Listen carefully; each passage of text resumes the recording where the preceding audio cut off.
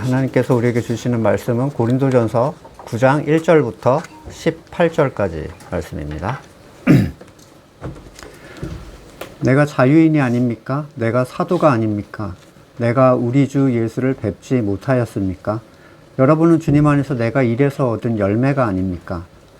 다른 사람들에게는 내가 사도가 아닐지 몰라도 여러분에게는 사도입니다. 여러분은 주님 안에서 나의 사도직을 보증하는 표입니다.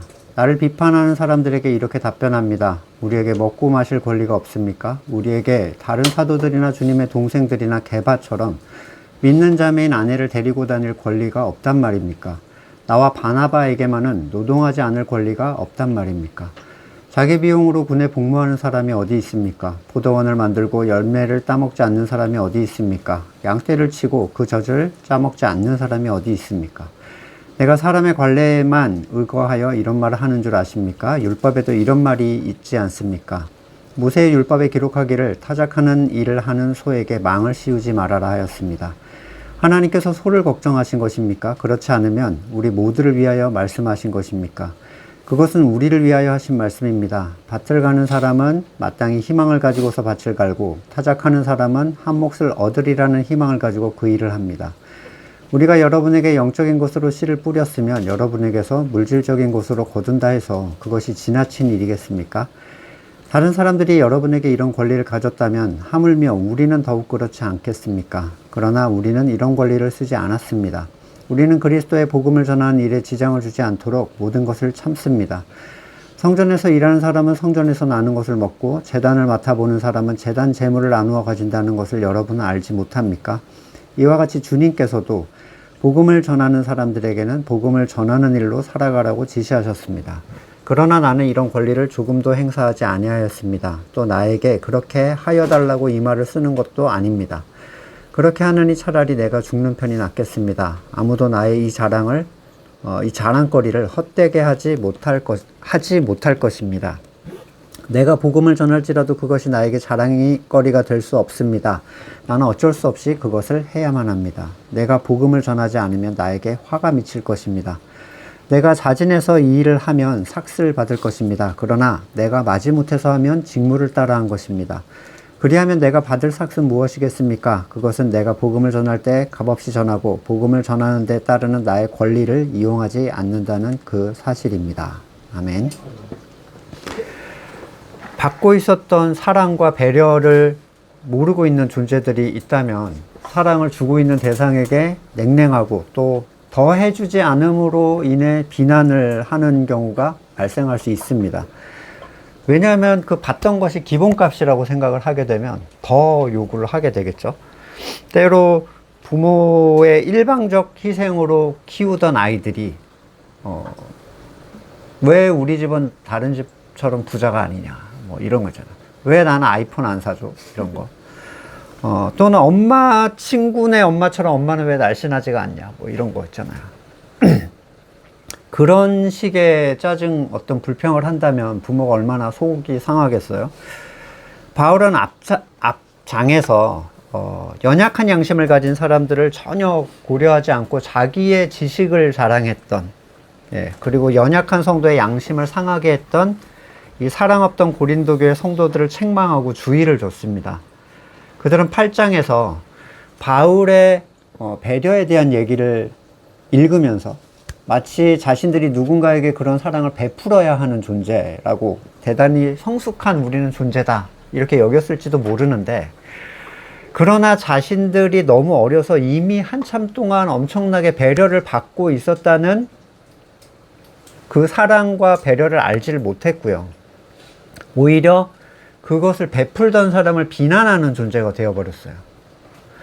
사실 어리면 배려를 잘 모르죠. 애들 더 챙겨주면 그게 아마 고마워하지 않잖아요. 의뢰에 그냥 나를 더 챙겨주는 거 이렇게 생각합니다. 그리고 이 어림은 나이를 먹는다고 사라지는 것도 아니에요. 또 때로는 늙은 사람들도 이기적 판단으로 자기 욕구만 채우려고 하는 것을 뭐 찾아보기 어려운 건 아닙니다. 고린도 성도들은 전혀 잘하지 못하고 있었어요. 사람의 지혜가 만들어낸 슬픈 결과물입니다. 8장에 이어서 바울은 자신을 비판하는 사람들에게 비난에 대한 어떤 항변을 하고 있는데 무슨 이유로 비판을 받았을까? 바울 같은 사람이 1절에서 언급하는 그의 반문, 그러니까 내가 이렇단 말이냐 라는 거에서 그 공격의 포인트를 알 수 있겠죠. 내가 자유인이 아니냐. 여기서 말하는 자유인은 로마 시민권자인 자기 신분을 얘기하는 게 아니라 율법에 매이지 않은 존재를 얘기를 하는 겁니다.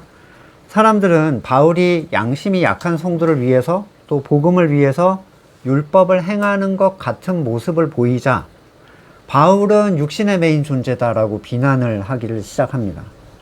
그러니까 사랑과 그 매임을 구별하지를 못한 거죠.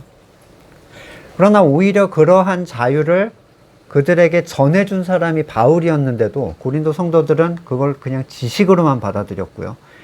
사랑 없이 그 지식으로 높아져서 그러지 못하는 사람들을 비난하고 정죄하고 양심이 약한 성도들을 외식하게 만들었어요. 내가 사도가 아니냐. 또 사람들은 바울의 사도성을 가지고 바울이 전한 복음을 공격을 합니다. 말 그대로 정치판 같은 분위기예요. 전하는 내용에 흠잡을 게 없으면 메신저를 이제 공격하는 거죠. 사도도 아닌 사람. 이게 이제 비난이었는데 이 얘기를 들은 건 사도행전에서 봤듯이 이 베드로 형님이 쌓아놓은 이스마엘 때문이에요. 베드로와 사도들이 낳아놓은 이스마엘과 같은 상황인 거죠. 이 상황이. 베드로는 성령을 받을 때까지 기다리라는 주님의 명령을 기다리지 않고 자기들 임의대로 사도 기준을 정해서 12명의 숫자를 채워버립니다. 성령 받기 이전에 일어난 사건이에요. 그리고 유다의 빈자리에는 마띠아가 들어가죠. 사도행전 1장 21절 이 기준이라는 게 이래요. 자기들이 정한 기준. 주 예수께서 우리와 함께 지내시는 동안에 곧 요한이 세례를 주던 때로부터 예수께서 우리를 떠나 하늘로 올라가신 날까지 늘 우리와 함께 다니던 사람 가운데 한 사람을 뽑아 부활의 증인으로 삼아야 한다. 이게 기준이면 이 베드로가 정한 사도들이 정한 기준에는 바울은 사도가 아니에요. 이로 인해 비난을 했던 사람들의 대부분이 베드로파였을 것이다 라고 이제 추측은 하고 있죠. 그러니까 하나의 그룹 안에서 고린도 교회라는 하나의 그룹 안에서 이 파가 세력을 강화하려면 상대를 험담해서 뜯어와야 되는 거예요. 그럼 우리나라도 우리나라에서 정치를 강화하려면 상대를 비난해서 이쪽으로 끌고 오는, 지지자를 끌고 오는 게 그 완전 정치판 같이 돼버린 거죠. 하지만 그래서 이제 사도성을 공격해서 메시지의 힘을 약화시키려는 이 공격을 했는데 바울의 사도성은 사람으로부터 온 게 아니었다고 스스로도 얘기를 합니다. 갈라디아서 1장 1절에 사람들이 시켜서 된 것도 아니요 사람이 맡겨서 된 것도 아니요 예수 그리스도께서 그분을 죽은 사람들 가운데서 살리신 그리고 하나님 아버지께서 임명하심으로 사도가 된 나 바울이 이렇게 얘기를 해요. 그랬더니 예수님의 임명이었다면 얼굴이라도 한번 봤어야 되는데 너는 예수님 본 적 없잖아. 또 이제 이렇게 공격을 하는 거죠. 근데 바울은 얘기합니다. 내가 주 예수를 뵙지 못하였는가? 사람들이 생각하는 것처럼 주님의 생전의 주님과 대면한 사이로 나타나진 않았지만 담의 세계에서 그리스도를 만난 사건이 있었고요.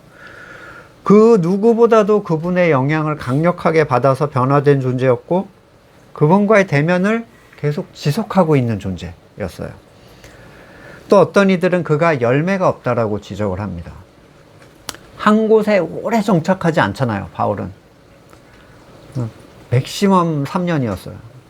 1.5년, 몇 개월 이렇게 계속 돌았기 때문에 예루살렘 교회처럼 든든한 권위, 조직을 가지고 있질 않았습니다. 사람의 지혜를 사용하지 않았기 때문에 숫자적으로도 많이 늘어난 것처럼 보이지도 않았어요. 실제 예루살렘 교회의 성도 수는 수천에 달했고요. 이 고린도도 수백 명 이상일 것이다 이렇게 추정을 합니다. 근데 정작 바울이 깊은 사랑의 교제를 나눴던 마게도니아 교회, 빌립보, 데살로니가 이런 데는 수십 명 정도에 불과했다 이렇게 얘기를 해요. 아볼로를 통해서 숫자적 확장이 크게 일어났던 이 고린도 사람들의 입장에서 바울은 사역에 열매가 없어.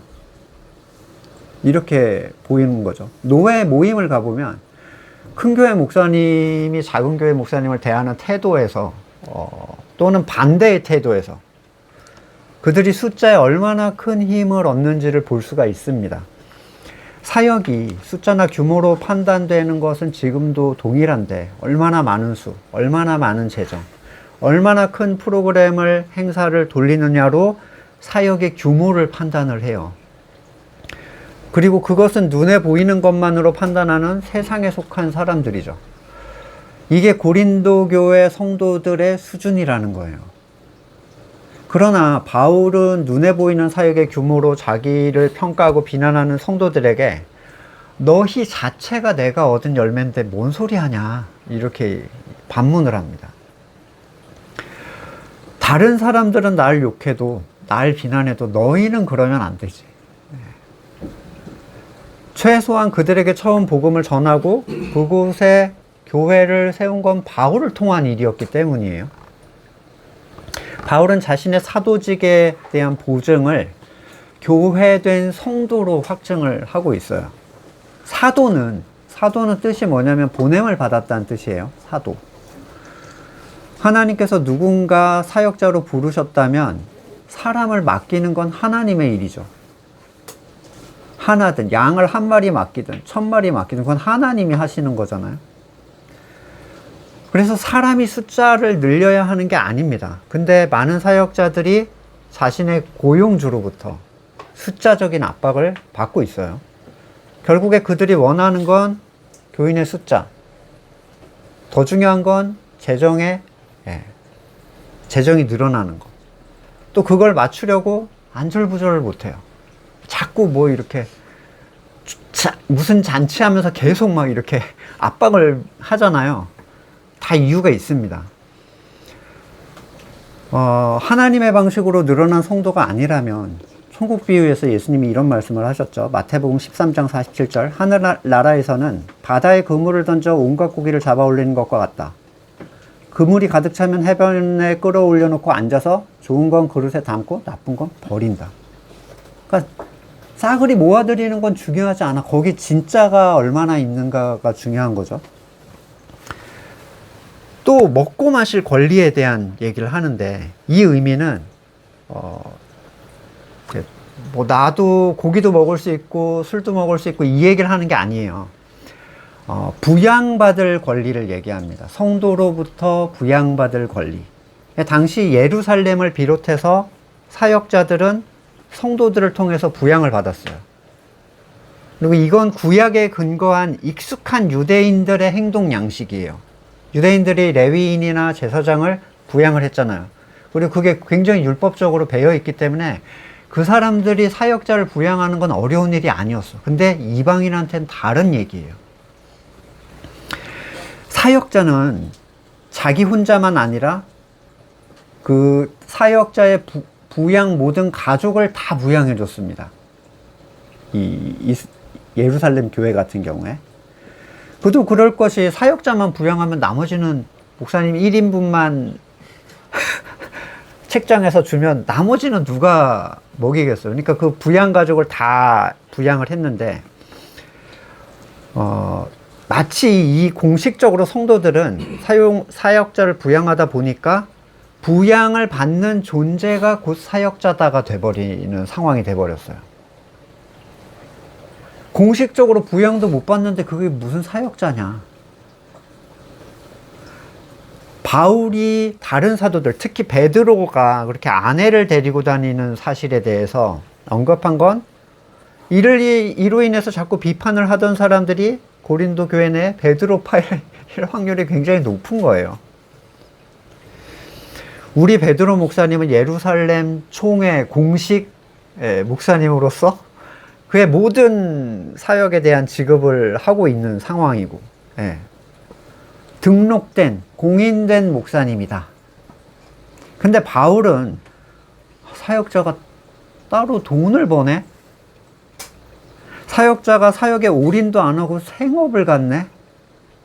그러면서 이제 돈을 좋아하네, 세상을 못 떠났네, 이런 식의 비난을 하는 거죠. 하나님으로부터 채움을 받지를 못하네, 뭐 이런 거. 건물교회는 사모도 일을 못하게 하는 경우가 굉장히 많아요. 목사뿐만 아니라. 못해! 그냥 너네는 못해. 왜냐? 하나님만 향하는 사람인 것처럼 보여야 되니까. 그러나 바울과 그 함께 했던 그룹, 바울과 함께 사역을 했던 그룹은 가족을 다 두고 다녔습니다. 성도들에게 짐이 될까봐. 그러나 사역자 스스로 버는 것이 성경에서 요청하는 건 아니에요. 바울은 사역자가 노동하지 않는 것은 그리스도로부터 부여받은 권리이다 라고 얘기를 하고 있죠. 먼저 자비로 군복무를 하거나, 농부가 소작한 포도원의 열매를 먹거나, 목자가 돌본 양의 젖을 먹는 것은 세상이 생각할 때도 당연한 일이고, 더 나아가서 율법을 들어서도 이 타작하는 일을 하는 소에게 망을 씌우지 말라는 말씀이 사역자를 위한 말씀이다 라고 얘기를 합니다. 영적인 가치를 뿌린 사람이 육적으로 보전받는 일이 그렇게 대단한 거냐, 뭐 그렇게 많이 받는 거냐, 이건 성도의 의무가 아니라 사역자의 권리라고 얘기를 하고 있어요. 누가복음 10장 7절, 너희는 한 집에 머물러 있으면서 거기서 주는 걸 먹고 마셔라. 일꾼이 자기 삭슬 받는 것은 마땅하다. 이 집 저 집 옮겨 다니지 말아라. 실제 다른 모든 사역자들은 주님께서 주신 권리를 그렇게 누리고 있었는데, 바울의 입장에서 우리는 너희에게 더욱 그렇지 않겠냐, 우리를 통하여 너희가 발생했으니까, 이 얘기죠. 근데 그들은 이런 권리를 쓰지 않았다라고 의지적인 제어를 말을 합니다. 주된 목적은 그리스도의 복음을 전하는 일에 지장을 주지 않도록이라는 분명한 이유가 있어요. 바울은 고린도가 아닌 다른 교회들에서는 연보를 받았거든요. 그리고 때로는 요청도 합니다. 근데 왜 유독 고린도에서는 그걸 요청하지 않고, 심지어 그들 스스로도 사역자를 부양하지 않는 게 당연한 거다 라고 생각할 정도로 그들을 내버려 뒀는가? 이 모든 이유가 그 연약한 자들을 위한 바울의 사랑과 배려였다는 걸 얘기를 하는 거죠. 고린도후서 11장 8절, 나는 여러분을 섬기기 위하여 삭은 다른 여러 교회에서 받았습니다. 그것은 다른 교회에서 빼앗아 낸 셈입니다. 보통은 우리를 돌봐주기 위하여 거기를 부양을 하는데, 쟤네를 돌보기 위하여 부양을 하는, 그러니까 거의 빼앗아 낸 거나 다름없다는 거죠. 왜 이런 고린도에만 특별한 일이 있었는가 보면, 먼저 고린도 교회는 수많은 이방신, 그리고 거기에 속한 사제들이 꽉 차 있던 도시죠. 그리고 우리가 잘 알다시피 세상의 모든 종교는 번영을 위해서, 그리고 그걸 주도하는 종교인도 돈을 바라고 그 일을 해요. 점 한 번 보고 굿판 한 번 버리려면 굉장히 큰 돈을 줘야 한다고 하죠. 뭐 건수나 내용의 비중이 클수록 더 금액은 세지고, 어떤 목사님은 신방 한 번에, 그것도 무려 수십 년 전에 400을 받았다고 하더라고요. 뭐 개업 예배 뭐 이런 거 가면 진짜 이름만 대면 아는 어떤 목사님인데, 야, 이건 거의 복채죠. 네. 어떤 점쟁이가 복채는 줘도 되고 안 줘도 됩니다, 이런 사람이 어디 있어. 만약에 그런 문화가 깔려있는 판에서 바울이 부양을 요청했더라면 고린도 사람들은 이 종교도 그런 유다라고 생각을 했을 거예요. 그가 전하는 복음은 결국 돈을 얻어내기 위한 것이라고 생각이 됐을 거고, 결국은 똑같이 돈을 탐하는 사람들이라는 평가를 받게 됐겠죠. 그렇게 되기 굉장히 쉬운 지역이었다는 거예요. 또 고린도는 많은 철학자들이 자기 철학을 설파하고 다니는 곳이었는데, 아주 일반적이었고, 사람들은 바울의 복음 철학을, 그 사람들은 설파를 하고 돈을 받았거든요. 내 얘기를 한번 들어볼래? 이렇게. 그러니까 철학의 한 부류로 취급당하기 딱 좋은 분위기였어요. 뭔가를 알려주고 돈을 받아가는 일들이 다 그런 거 아닙니까? 자발적인 연보라는 건 복음의 가치를 그 사람이 알고 누리고 그 가치를 받은 대가가 아니라 그 일이 계속해서 퍼져나가길 소망하는 하나의 지체됨, 사랑으로 흘러나오는 가치여야 의미가 있어요.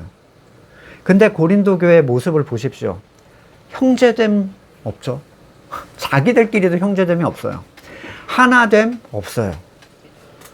지가 더 잘났네 만회를 막 하면서 상대를 막 비방합니다. 그런 사람들에게 연보가 요청이 되면 어떤 현상이 나타나는가? 지금 한국교회 꼴이 나는 거예요. 사랑이 없는데 주는 연보는 고용이 되는 거죠. 내가 돈을 주고 널 쓴 것이니 넌 나를 위해서 일해야 된다. 마치 사사기의 미가가 레위인 하나를 골라다가 자기 제사장을 삼잖아요. 그리고 자기를 위해서 그 신상을 놓고 자기 제사를 드려. 개를 놓고. 그리고 이 사람은 저기에서 돈을 받는 거에 묶여 있으니까 시키는 대로 하는 거예요. 자기 번영을 위해 내가 내 돈을 주고 쓴 소위 사람의 일꾼이 돼버리는 거죠. 건물교에서는 장로 그룹의 눈치를 안 보는 목회자는 거의 없어요. 어지간한 그 포스와 능력을 갖지 않는 한은 다 장로의 눈치를 봅니다. 크면 클수록 더 그렇고요. 엄밀한 의미에서 당회라는 건 고용주의 대표 그룹이에요. 이사회죠. 둘이 서로 애증의 관계, 목사와 장로 그룹은 애증의 관계인데 악어와 악어새처럼 서로가 서로를 활용하는 경우가 허다하죠. 그런 판에 들어가서 복음으로 사람들의 가슴을 찢어놓고 거짓 신자들을 끊어낼 수 있는 용기를 가진 사람이 있겠냐는 거예요. 그 사람들한테 자기의 삶을 보장받으면서. 교회가 우리 가족에 대한 보장을 이미 시작했어요. 근데 여기서 나가게 되면 갈 때도 만만치 않아. 그리고 여기서 나가게 되면 그 소문이 퍼져 들어가잖아요. 고린도 교회는 미성숙 교회였어요. 미성숙한 교회. 그들에게 형제 사랑을 통한 연보를 요청하게 되면 그들을 교만하게 만들고 복음의 색안경을 끼고 보게 만들고 분열을 일으키게 하고 사역자를 지배하려 할 것이고 사랑 없는 율법적 헌금을 하게 만드는 그 앞에서 말한 연약한 양심의 걸림돌을 놓는 행동이 될 수밖에 없었어요. 예전에 여러분 뭐 헌금 낼 때 보세요. 뭐 절기 헌금, 11조 뭐 정해진 거 막 있죠. 사랑의 마음이 아니잖아요, 그거. 안 하면 벌 받을지도 몰라. 안 하면 나를 어떻게 볼지도 몰라.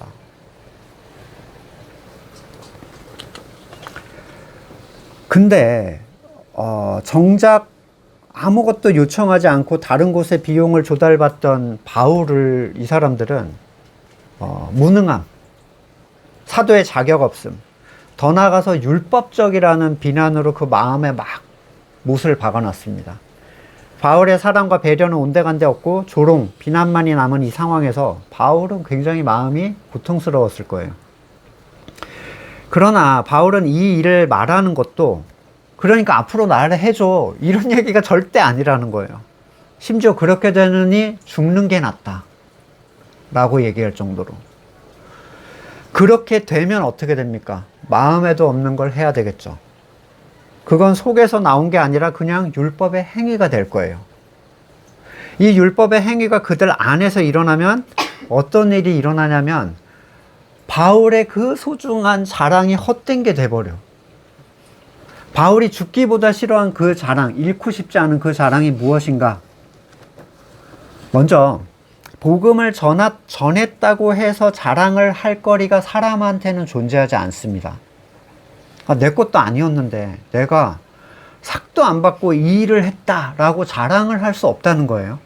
고린도전서 1장 29절. 이리하여 아무도 하나님 앞에서는 자랑하지 못하게 하시려는 것입니다. 하나님 저 삭도 안 받고 했어요 라고 자랑 못한다는 거죠. 고린도전서 1장 31절.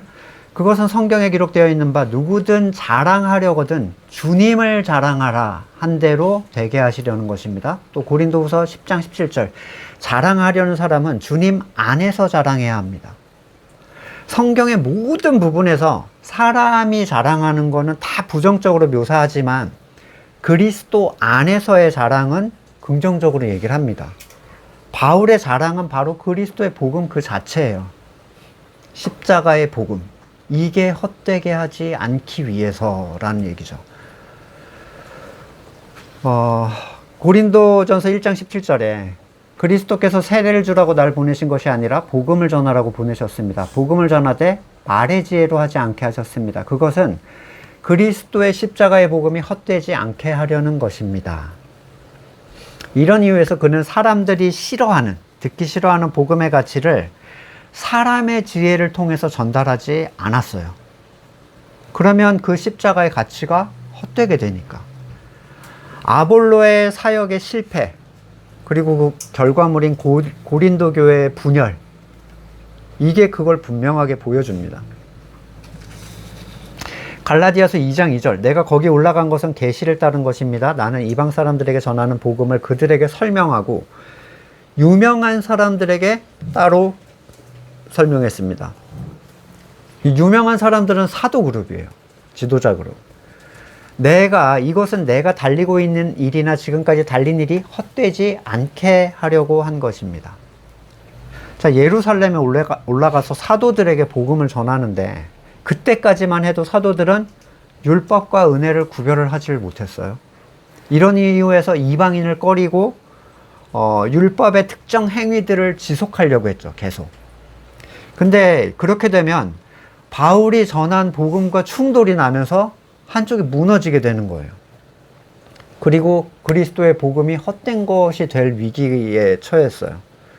사실 바울이 사도들 앞에 나가서 그들이 잘못 알고 있는 복음을 수정해 준다는 건 로마 황제 앞에 서는 만큼 되게 두려운 일이었을 거예요. 믿지 않는 사람들은 어차피 그렇게 들을 것이라고 깔고 들어가니까 괜찮아. 근데 잘못된 신앙을 올바른 걸로 주장하는 사람들은 크게 충격을 받을 거예요. 그리고 그걸 지키기 위해서 자기를 공격할 수도 있습니다. 오히려 이단으로 싸잡아 비난할 수도 있고. 지금까지 이 사람들은 바울이 여기 예루살렘에 올라간 게 회심 후 한 10년이 더 지난 시점인데, 그럼 10년 동안 그 사람들은 왜곡된 복음을 전하고 있었잖아요. 그럼 바울이 복음을 전했으면 이거를 다 수정해야 돼. 내가 잘못 말한 거였어 라는 얘기를 자기 입으로 다 꺼내게 해야 된다고요. 이게 절대로 우리가 생각하는 것처럼 쉬운 게 아닙니다.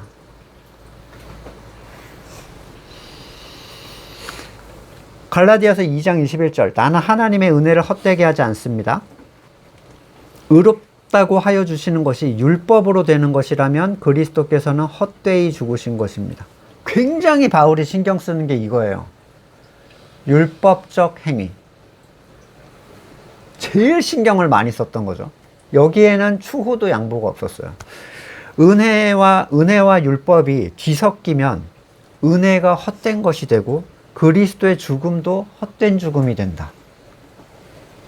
앞에서 말씀드렸던 양심에 걸림이 있는 사람들이 우상의 제물을 행위적으로 그냥 먹어버리면, 다들 먹네 그러고 먹어버리면 그렇게 된다. 그 형제를 잃게 된다라고 얘기를 했던 것처럼 연보도 그런 거라는 거예요.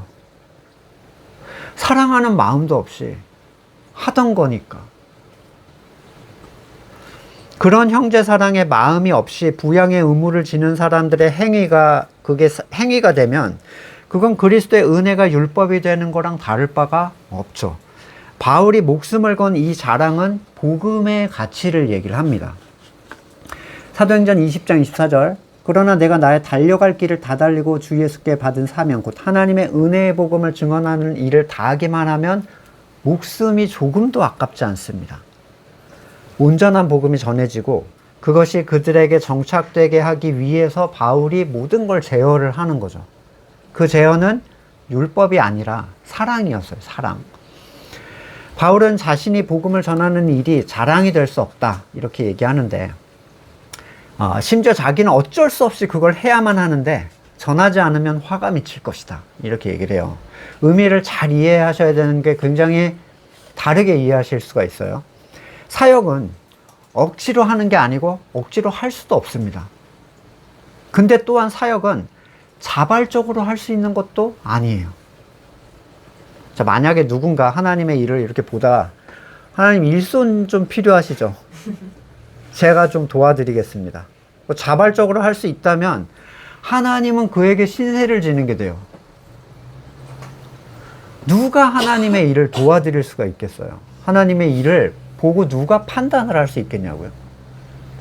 건물로 된 성전조차도 다윗은 그걸 짓겠다고 했을 때 하나님이 내가 너를 위해서 하는 거다. 정신 차려라. 라고 얘기를 하세요. 사도행전 17장 25절. 또 하나님께서는 무슨 부족한 것이 있어 사람의 손으로 섬김을 받으시는 것이 아닙니다. 일손이 필요해요. 이런 거는 말도 안 되는 얘기예요. 일손이 필요하다는 건 내가 하나님을 도와드리겠다는 거죠. 봉사자 모집합니다. 이런 거 있잖아요. 그분은 모든 사람에게 생명과 호흡, 모든 것을 오히려 주시는 분으로 성경은 얘기를 하고 있어요. 하나님의 부족한 걸 도와드리는 게 가능하다면 그는 하나님께 삭을 요구하거나 받는 게 가능한 일이 됩니다. 그러나 하나님은 완전하시고 오히려 사람을 채우시는 분으로 묘사를 하고 있죠.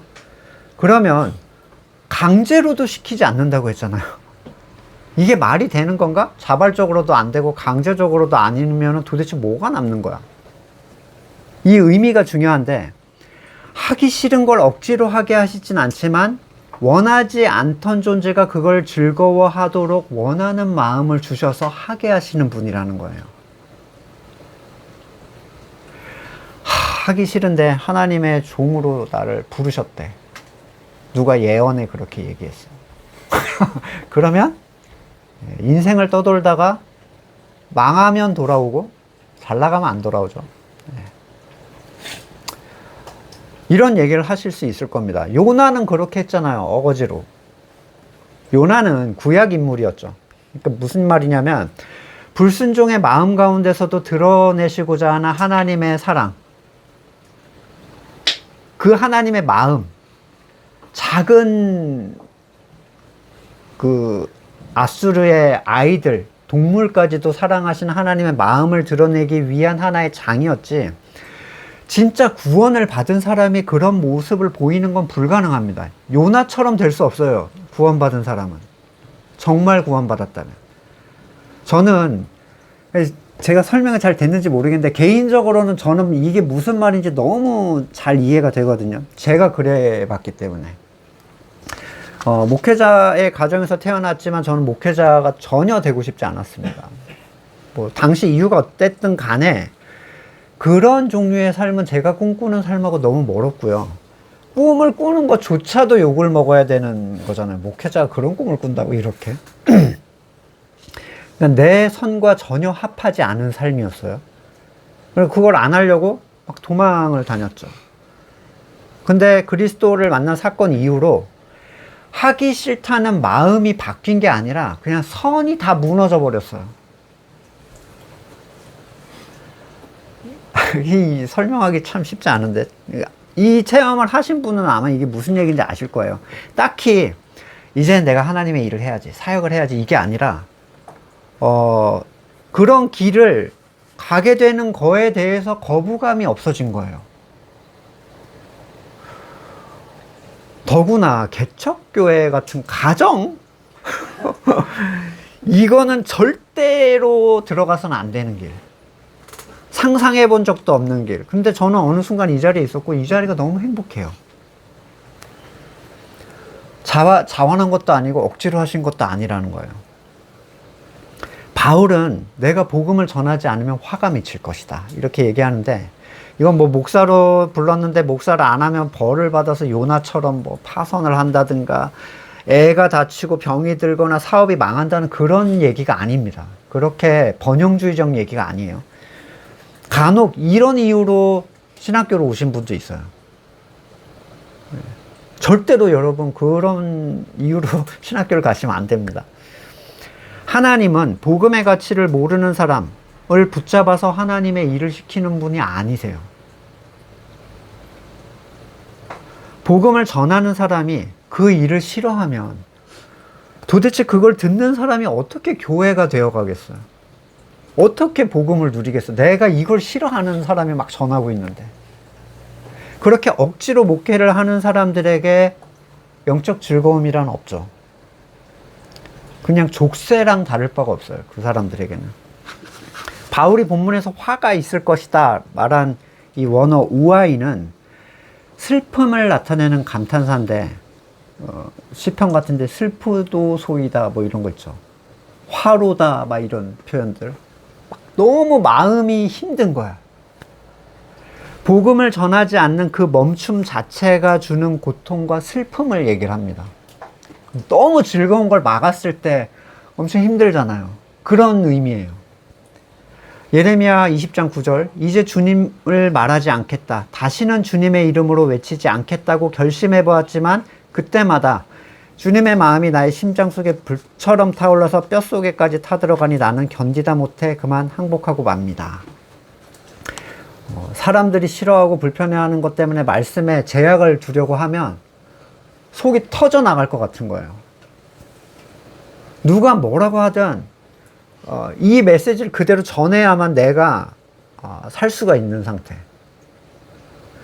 이건 말씀을 전하지 않으면 뭐 저주를 받는 그런 개념이 아니라 말씀을 전하는 것 자체가 그에게 즐거움과 기쁨과 힘이 되고 있다는 얘기를 하고 있는 거죠. 그러니까 그걸 멈추고 싶지 않은 거예요, 바울은. 아모스 3장 8절, 사자가 으르렁거리는데 누가 겁내지 않겠느냐? 주 하나님이 말씀하시는데 누가 예언하지 않을 수 있겠느냐? 사도행전 4장 20절, 우리는 보고 들은 것을 말하지 않을 수 없습니다. 바울은 말씀을 전하지 않으면 그 괴로움과 슬픔이 자기에게 나타날 것이라는 걸 알고 있었죠. 그리고 이건 강제가 아니라 그 가치가 안에서 살아나게 하신 그 생명의 현상일 뿐이에요. 17절에서 바울은 자신이 이 일을 자진해서 하면 삭을 받을 것이다 이렇게 얘기를 했는데, 근데 이게 이런 경우도 가능하다는 얘기를 하는 게 아니에요. 그런 경우에만, 내가 자진해서 일하는 경우에만 삭을 받을 수 있을 거 아닙니까? 내가 하나님을 도와드린 거니까. 근데 누구도 자진해서 하나님을 도와드리는 일을 할 수 없으니 결국 말씀을 전하고 삭을 받는다라는 건 존재할 수 없다는 얘기를 하는 거예요. 삭은 대가잖아요, 대가. 그러나 말씀 전하는 사람에게 대가라는 건 있을 수 없어요. 너 복음을 전했으니까 내가 대가를 주겠다. 말도 안 되는 얘기를 하는 거죠. 자진을 할 수 있는 일이 아니며 하나님의 것으로 하는 것도 아니잖아요, 그거는.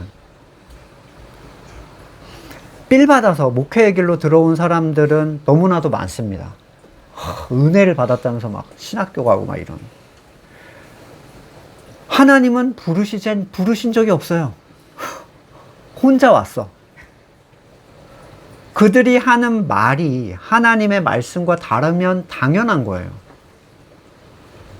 하나님의 말씀이 아니라면 진짜 양이 모일 리가 없죠. 성도라고 할 수 있는 존재들의 모임에 대하여 그 사역자의 확증을 받을 수도 없어요. 바울이 17절 하반부에 마지못해서 하면이라는 말은 자발적이 아니라 그 반대의 개념으로 나는 원한 적이 없지만 하나님이 세워서 하게 된다면 이란 뜻인데, 이게 마치 그 하기 싫은데 억지로 시켜가지고 하게 되면 이라는 의미로 받아들여지시죠? 요나처럼 마지못해서 하는, 그걸 상상하시면 오해예요. 본문에 대한 오해고, 하나님이 세워서 하셨다면 그거는 직무, 사명을 따라서 한 게 된다는 거예요. 하나님이 그 일을 주셔서 그걸 하게 됐으니까. 사명을 받는 사람이 사명을 행하는 것은 다른 삭을 요구할 수 없어요. 주어진 일을 하는 거기 때문에. 그래서 누가복음 17장 7절, 너희 가운데 누구에게 밭을 갈거나 양을 치는 종이 있다 하자 종이 들에서 돌아올 때 어서 와서 식탁에 앉아라 하고 그에게 말할 사람이 어디 있느냐. 오히려 그에게 말하기를 너는 내가 먹을 걸 준비해라. 먹고 마신 동안에 허리를 동이고 시중을 들어라. 그 다음에야 먹고 마셔라 하지 않겠느냐. 종이 명령한 대로 했다고 해서 주인이 그에게 고마워해야 되느냐. 이와 같이 너희도 명령을 받은 대로 다 하고 우리는 쓸모없는 종입니다. 우리는 마땅히 해야 할 일을 하였을 뿐입니다. 하여라. 그대로 바울은 얘기를 하고 있는 거죠. 사역자는 이 사역으로 어떠한 종류의 삭스를 기대하거나 요구할 수가 없어요. 그게 성경이 얘기하는 바입니다. 왜냐하면 해야만 할 것을 했기 때문이고, 거기에서 자기 스스로 뭘 도와드린 것이 없이 모든 걸 받아서 했기 때문에. 아까 언급된 부양받는 일은요, 권리이지 삭시 아니에요. 네가 일을 했기 때문에 내가 너를 부양시켜줄게, 이게 아니라 삭시 아니라 권리로 준 거라고요. 그 일을 하게 하기 위해서. 자, 복음을 전하는 데 있어서 남들은 다 누리고 있던 그 권리를 누리지 않고 복음을 전했는데, 보세요. 그러면 바울이 이런 얘기를 합니다. 그러면 내가 받을 삭스는 뭐냐? 그리고 결론이 굉장히 놀라운 얘기를 해요. 이게 바울의 사역의 삭시인데, 내가 복음을 전할 때 값없이 전하고 복음을 전하는 데 따르는 나의 권리를 이용하지 않는다는 그 사실. 자, 잘 보셔야 됩니다. 그 권리를 이용하지 않았기 때문에 그에 따른 삭시 올 것이다가 아니라 그 사실이 삭시래요.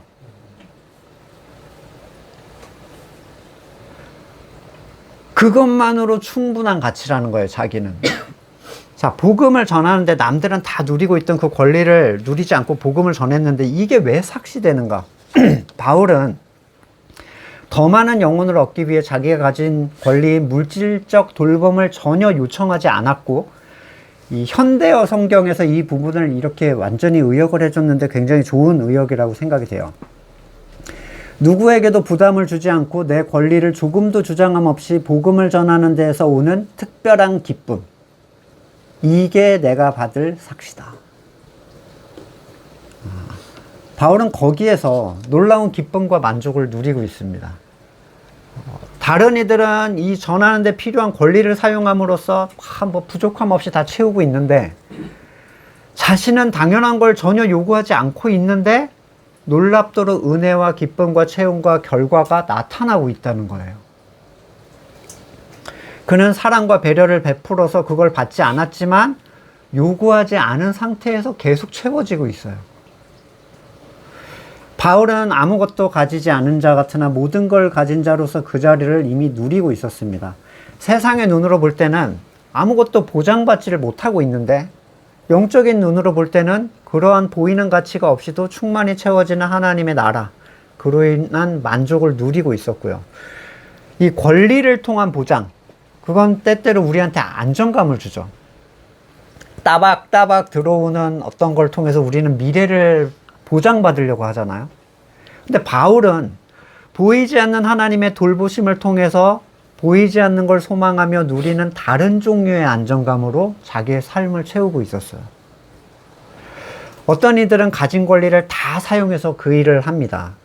그러나 가진 권리를 전혀 사용하지 않고도 그 일을 충분히 지속할 수 있다면 이미 그 일을 하고 있다는 만족, 그리고 그로 인해 이루어질 하나님의 나라에 대한 소망이 그걸 지속할 수 있는 힘이 그에게 되어주고 있다는 얘기죠. 종종 저는 권리를 보장해주는 곳의 사역자들의 매임을 봐요. 보장을 해주면 그게 어느 순간 목줄이 돼버리는 거예요. 그게 형제의 사랑의 흘러감이 아니라 고용이 돼서 목줄을 쬐고 있는 상태로 말씀과 관계없는 것을 결국엔 꺼내야 되는 상황, 그 어려움을 겪는 사역자들을 봐요.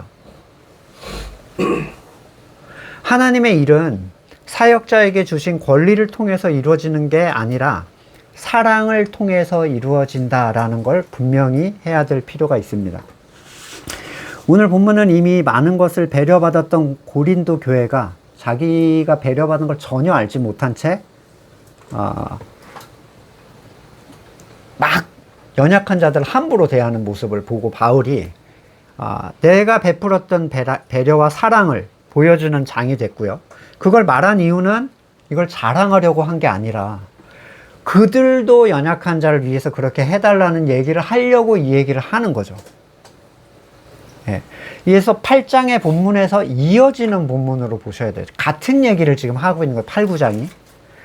연약한 자들의 양심을 위하여 사랑으로 자기의 삶을 제어할 수 있는 우리가 되기를 소망합니다. 말씀을 놓고 같이 잠깐 묵상하시고 제가 기도하고 마치겠습니다.